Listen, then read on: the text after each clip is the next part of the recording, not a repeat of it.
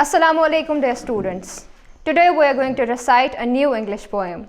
But before starting, I would like to tell you a basic fact of life. Some of us like spicy and some of us like sweet. But the thing is that all of us love to eat. So, apart from being the basic necessity of life, food also serves as a medium of pleasure and refreshment.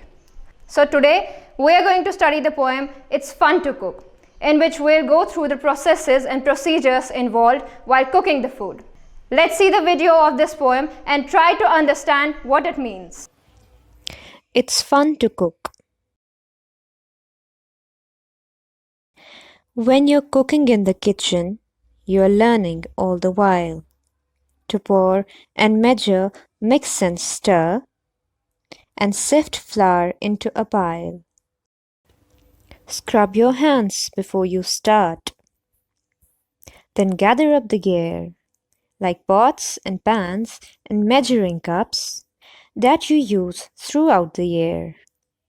Go over the recipe step by step, so you'll know just what to do by carefully following the directions. It won't be hard for you. Have a hot pad handy and an adult standing by, so you won't hurt yourself when using the stove or baking a pie. Besides the fun and learning, there's always cleaning up to do.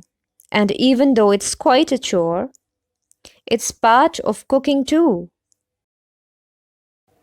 But after all the work is done, it will soon be time for dinner. And when someone asks for seconds, you'll know you've cooked a winner. After reading the poem, let's proceed towards understanding it. In this poem, the poet talks about the experiences we gain while cooking.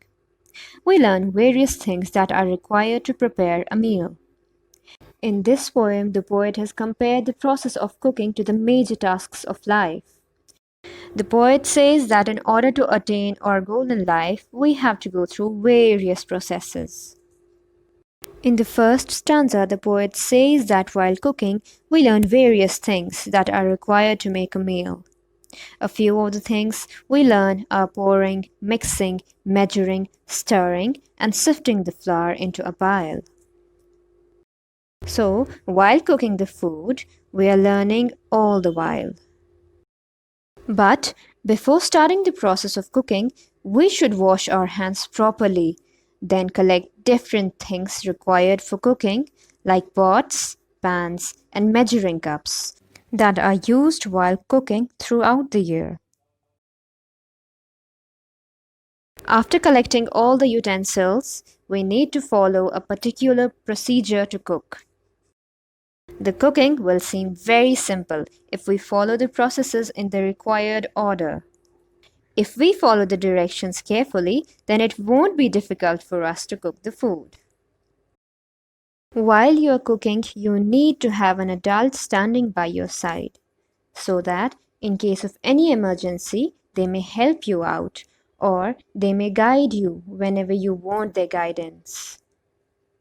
In case of handling stove and baking, the assistance of an adult is necessary in order to avoid hurting yourself. After the process of cooking is over, the process of cleaning starts. Although it may seem a difficult task, but it is also a part of cooking. The cooking is not over when we turn off the stove. The mess which is spread during cooking is to be cleaned, and every utensil has to be put back to its former place.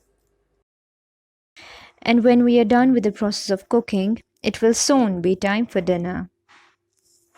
And when someone asks for more food, we come to know that our cooking mission has accomplished successfully. Most of the people ask for another round, and that's the best reward for cooking. So, one needs to have great management skills to cook delicious food.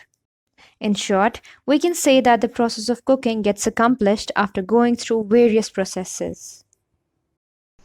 So students, I hope you have enjoyed and understood the poem. And with this, I end today's English learning session. If you have any queries or you have any questions, you can mail me on my email ID, which is ufaq.banday@kashmirharvard.org. I shall meet you again in the next video lecture. Till then, Assalamu alaikum.